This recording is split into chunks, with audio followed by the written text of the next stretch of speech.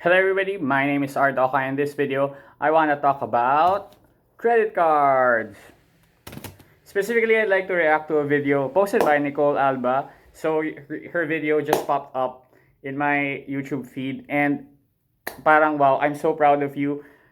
20 years old already doing, trying to get a credit card, diving into it, taking control of your financial life kasi I'm assuming most people before they're working parang they let their parents do their finances for them, like ito baon mo, and then gusto ng credit card, ito supplementary. Pero to go and dive in and to really start now while you're still young, sobrang kudos to you. And for sharing yung mga information for other people to know how to start the credit card world.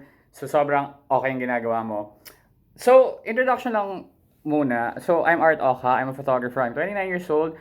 I live in my own house. I pay monthly and I pay my own bills. I have a car.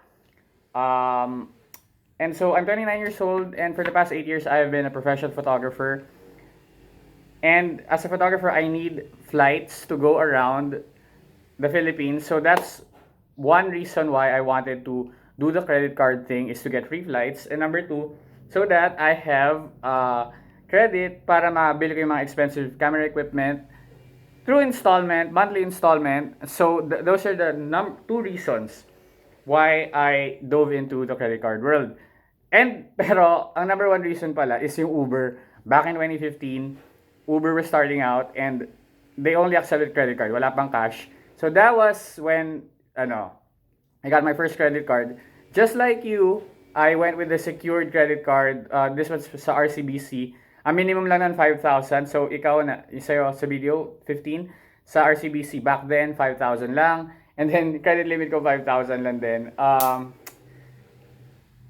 So, I want to go through some of the things that you said. And, again, I'm so proud na you're doing this at 20 years old. Kasi, mga co-photographers ko, I have been suggesting, insisting, telling them, guys, you want free flights, get a credit card that gives you free flights, and para free na yung Sinulog, Ley Boracay flights nyo, or San Man, Bacolod, Davao, wherever, free na yung flights nyo. And parang hirap na hirap sila mag-start. Parang, okay bro, here's, especially sa aming mga freelancers, a lot of them don't pay income tax, like 95%. Siguro sa group namin of 30 photographers, videographers, dalawa lang kami na nagbabayad ng ITR. So, that's for another video. But, let me just discuss yung sa free flights. So, sa free flights, we have yung Citibank Premier Miles, which is pwedeng i-bakuha yung points mo to other different airlines. 30 pesos, 1 point, pero I think gagawin na lang 40 pesos. And then, meron din akong Delta, BPI Delta, which is, hindi ko naman ginagamit kasi hindi naman madalas mag-Delta, wala naman Delta sa Pilipinas. And then, ito yung pinakagamit na gamit ko, Union Bank Visa Get Go. So, 30 pesos, 1 Get Go point, and then,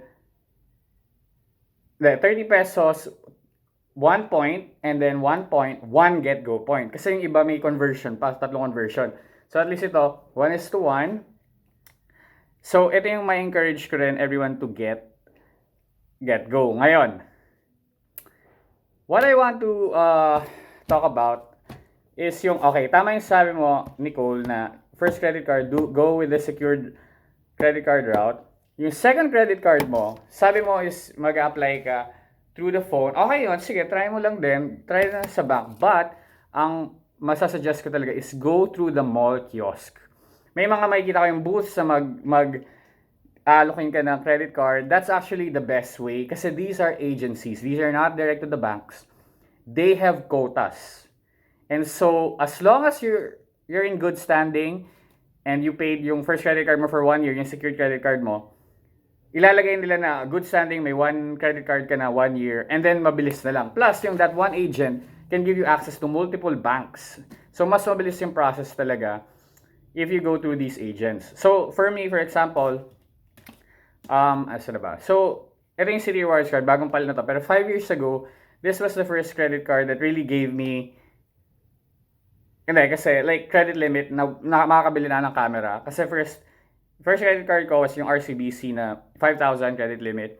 Then nag-apply ang BPI, binigyan ng 10,000 credit limit. Then nagka-Metro Bank ako, 15,000 credit limit. And then finally, Citibank, binigyan ng 60,000 credit limit without showing any proof of income.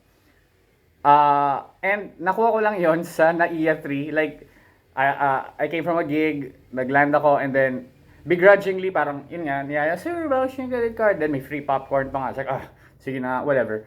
And then, ayun, and then, nung may Citibank na ako, dire-diretso na, ito na yung bago, and then ako ng Premier Miles. And then, meron din akong Grab, Citibank, which di ko naman nagamit yung points dito. Hindi okay itong Grab. I mean, at that time, yung 10,000, hindi siya direct credit na 5,000 worth of Grab. Pangit. Basta pangit. Ewan ko kung bago na ngayon. So, yan ang suggestion ko. Go through an agent. Mukhang sketchy, di ba? Pero hindi. Mas easier yung process pag sa agent ka as opposed if you go directly to a bank or call center. Pero you could still try din naman. Pero basta, yun ang suggestion ko. Go through an agent sa malls. Kasi may quota sila and tutulungan nila kayo. And kahit sketchy yung finances nyo, let's say wala kang proof of income, gagawin nila ng paraan. Okay. Yung na-mention mo, waiving of annual fee. So, again, tulad na sa mo, Nicole, depende sa card, but may mga times rin na hindi nila wini-waive. So, like itong City Premier Miles, share ko lang, 5,000 ang annual fee nito. First year, wini-waive nila. Second year, I think napa-waive ko. Third year, hindi ko na napa-waive. Fourth year, which is this year 2020, walang racket, walang pera, ayaw din nilang i-waive. So, sadly, meron akong installment dito na installment din yung laptop ko. If ipapa-cancel ko, by not paying the annual fee, pwede mo naman hindi bayar ang annual fee and then pakat mo na yung card. Parang you're not gonna go for the next year. So, hindi ko mapakat kasi nga may installment pa ako. Pwede kong bayaran installment para makat, pero yun nga, wala akong pambayad dun sa 5 more months ng installment ko. So, I had to pay another 5,000 for the annual fee of this card, which is ang sakit-sakit. So, pero next year ayoko na ito. Since, yun nga, like na-mention ko, kung flights lang naman, and domestic ka, go with Cebu Pacific Visa Union Bank GetGo, kasi Cebu Pacific din naman yung may pinamaraming flights. So, better than yung PNB Mabuhay Miles or RCBC Air Asia. Kung domestic ang goal mo, why not? I mean, Cebu Pacific has the most flights, so go with Union Bank Visa GetGo. Plus, sa card niya nga, 2.5, I mean, may higher tier pa sila 5K, but this particular one, 2.5 annual fee. And for 2020, hindi man nila ako chinarge. Hindi ko man pina-waive kasi hindi man nila ako chinarge ng annual fee. So, mabait ang Union Bank in that regard. So, okay. Next is waiving annual fee.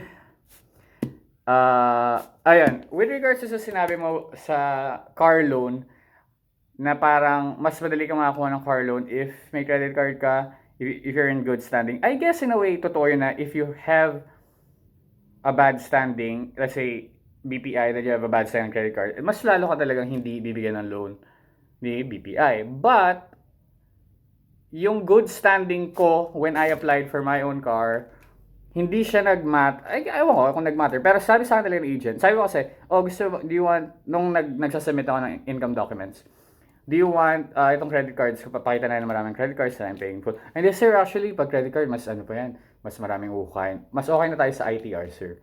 So, mas gusto nila yung proof of income talaga, more than proof of credit. So, I guess, may point naman, if you're in bad standing, mas lalo talaga hindi bibigyan ng loan. Pero mas may weight yung ITR mo and proof of income more than the good standing of your credit cards when it comes to applying for a car loan.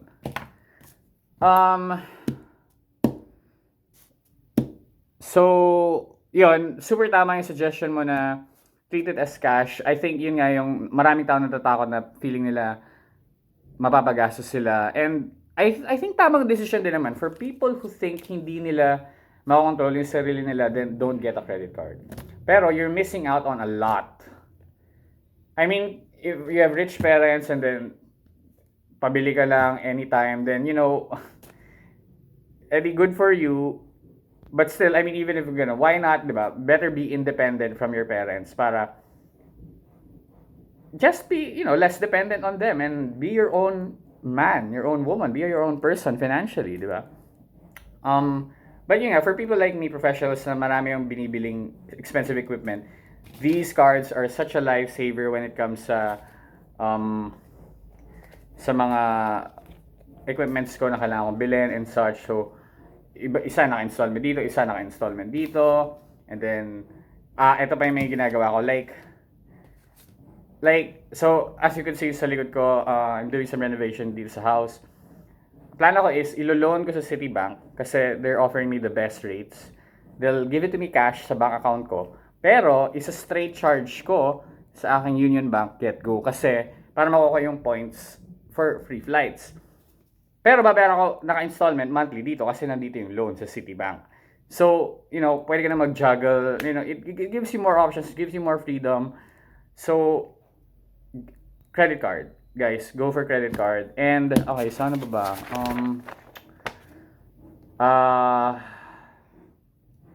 Yeah, I think that's all I want to say. So again, specifically kay Nicole Alba, congratulations.